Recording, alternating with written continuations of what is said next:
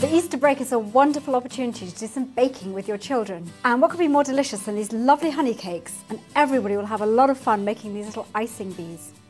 All the ingredients you can get in Morrisons, and you can also find some fabulous baking kits and accessories for fun days in the kitchen. So to make the cakes, we're going to beat together the butter and the sugar and the honey. And we've left the butter at room temperature because it's easier to beat it. You see it's quite hard otherwise if it's cold. And now, Billy, I'm going to add half a teaspoon of vanilla and you're going to beat this into the eggs. Off you go.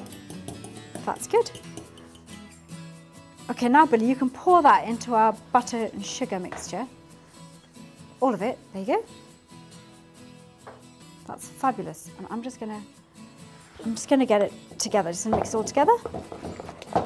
And that is going to form the basis of our cake, but we haven't got flour yet, have we? So that's the next thing we're going to add. Okay, so now we're going to have some fun by sifting in the dry ingredients. So first of all, we've got our self-raising flour. And hold on a second, because we're going to mix it with these before we start.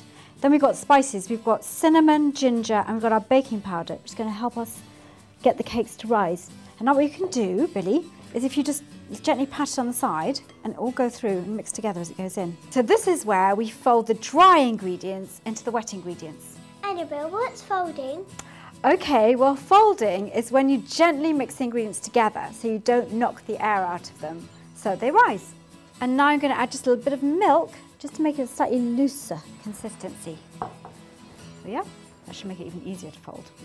Okay, so now we're going to fill the muffin cases with a mixture. But it doesn't look very much. Yes, you're right, and that's because it's going to rise up when it goes in the oven. Just you wait. And now we're going to pop them in the oven for about 20 minutes until they're golden, risen, and firm to the touch. So I'm going to leave these to cool in the tin for about 10 minutes. And now we've transferred the cooled cupcakes to a wire rack so they can cool down completely. What are we going to do next, Annabel? Well, we're going to add a few drops of yellow food colouring to the icing, and then we're going to knead it in and to make the yellow bees. This does colour your hands a bit, so you can wash them straight away or you could wear some plastic gloves. So here's the fun bit. We're going to make the bees. So if you put your fingers in here and you pull out a bit of icing, just enough to make the body, and we're going to squish the body together like that. Nip off a little bit if you think it's too big. Okay, and then just... That's too big. No, it's fine. And you can make it into like a bee shape, like that. Okay? That's it, lovely. And then you're going to take another little bit, smaller bit, and you go round like this. So now we're going to make the stripes. I'm going to use these black writing icing pens. So don't forget to keep on squeezing them when you're drawing the stripe on, okay? So 1, 2, 3. Now, what do they need? What do they need to fly with? Wings. Okay, so what we've got here, we've got some halved white chocolate buttons, and we put them in the freezer. Do you know why we did that?